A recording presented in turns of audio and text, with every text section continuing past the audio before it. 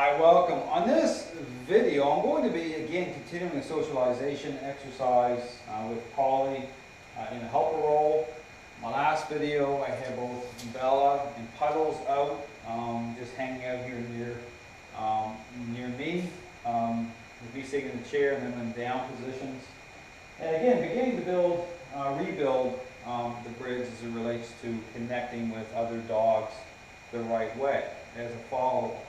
Now here in this video, this is where I'm going to, again, increase expectations somewhat with having Polly starting to move around freely as I walk around with both Bella and Puddles on the leash. And the same thing, I'm going to be just slowly and methodically stopping, being proactive with how I'm intercepting their state of mind. Again, the focus is on at what level they're investing towards Polly, so I'm going to be interrupting that. But in a proactive way, which makes them more agreeable to influence. Now again, looking at the role of influence, this is again, these videos are a perfect example of the role of influence by way of how a dog's state of mind is reaching out.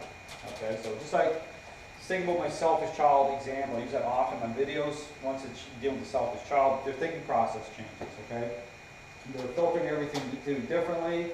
It's all about them, how their interpersonal relationships, how everything begins to manifest. Okay, starts to have an impact because again, what's happening is that their motives, their attitude has shifted, has changed, and not in a good way. Okay, so here's the same thing. I'm advocating to be proactive in how I'm engaging, how I'm interacting with them. So it's interaction based. And so when you see me doing things, understand that when I'm working off of an interaction, people watching my videos sometimes they define it differently.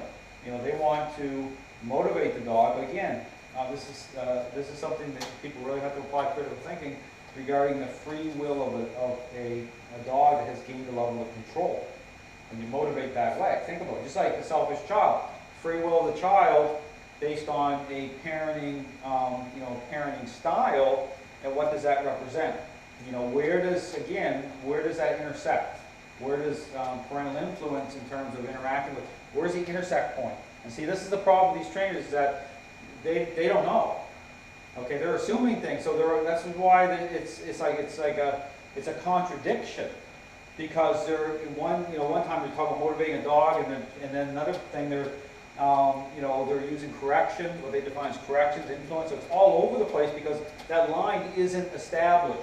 Okay, because they never asked that question, in terms of a process, in terms of the role of influence, where's that line at in terms of the free will of the dog? And here's the key: once you have a relationship problem. So again, these are things that these trainers have never considered or really thought about in depth. And so when they look at my videos, they'll label me as a compulsion trainer. When you hear that term, understand that's a clue that they never asked those questions. Because they're not reconciling the role of influence, the free will of an animal. Once they gain control, how does those things all come together? And see, that's the problem. That's why there's so much division, there's so much confusion, and this is ongoing. So this system of training settles it, okay? It does. It fills in the gaps, it connects the dogs properly, and you'll see how it's reconciled through these interactions. The perceptions of the dog change. So again, I'm going to bring them out. I'm going to be walking around. I'm going to let Polly out here in a moment. And she's going to act as a bit of a distraction exercise.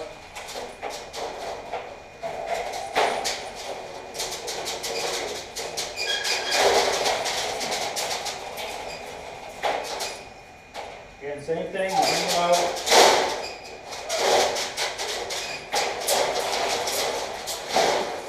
When you bring them out, you don't let them...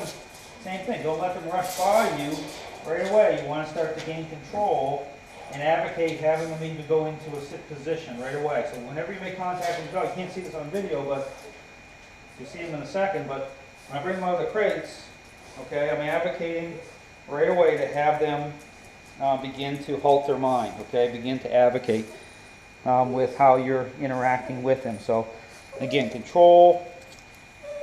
I'm going to start moving him with him. You're going to see them here in a second. Same thing, right away, nudging.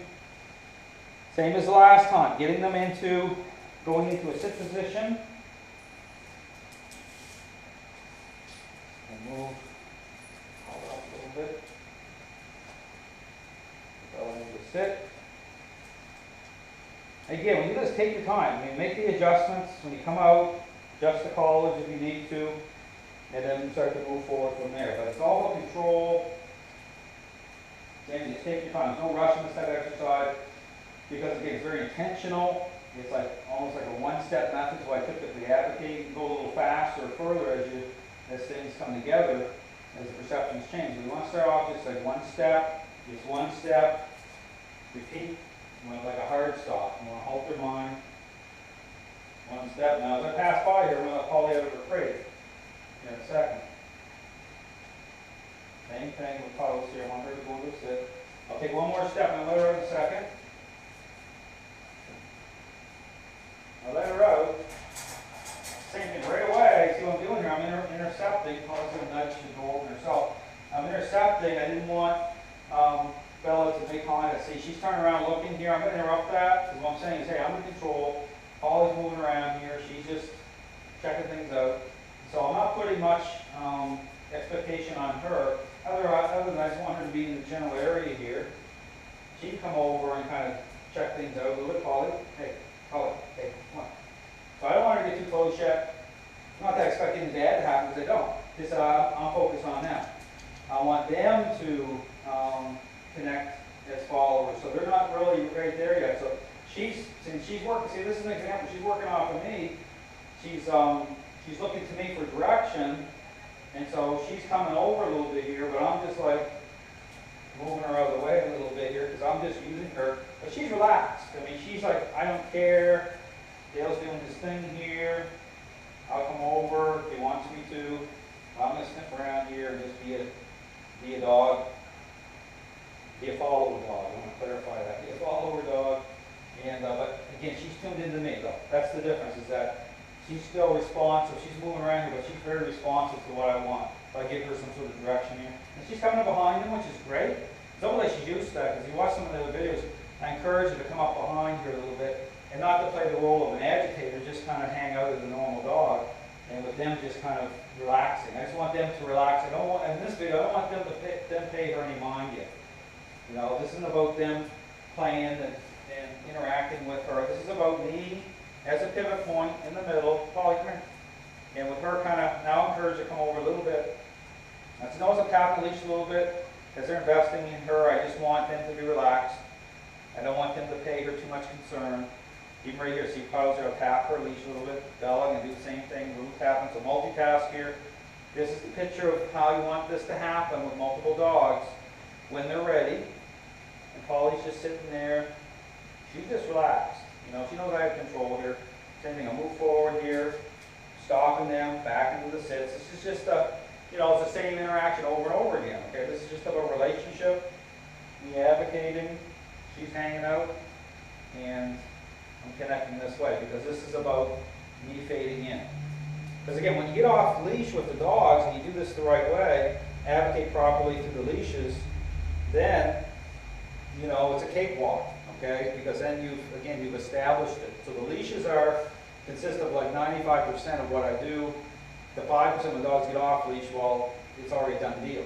Understand, this is why when I go into these type of training situations, it's all leash work. It's because it's tied in. It's the integrity of what I'm doing, because it's about how I'm communicating through the leash, how I'm intercepting dogs, stay in my home, you know, how I'm laying the foundation, and then I already know when they're off leash how everything comes together. It's like packaging.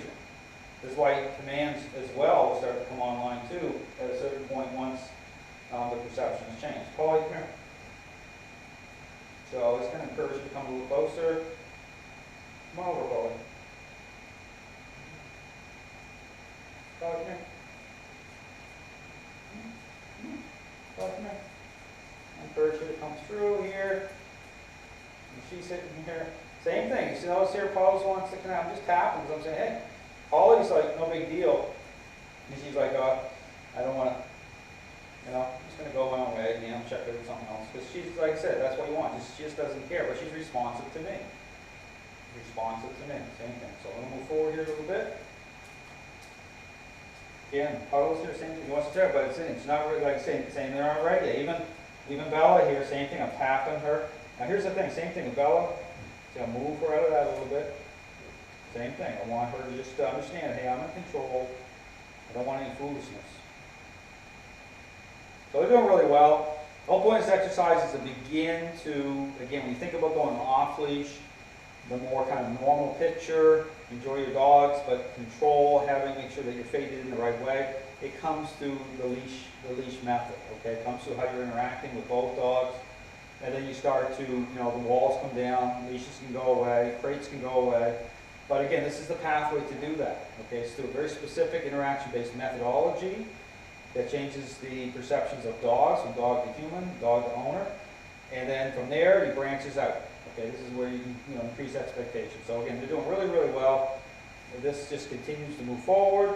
They're doing great. Thanks for watching.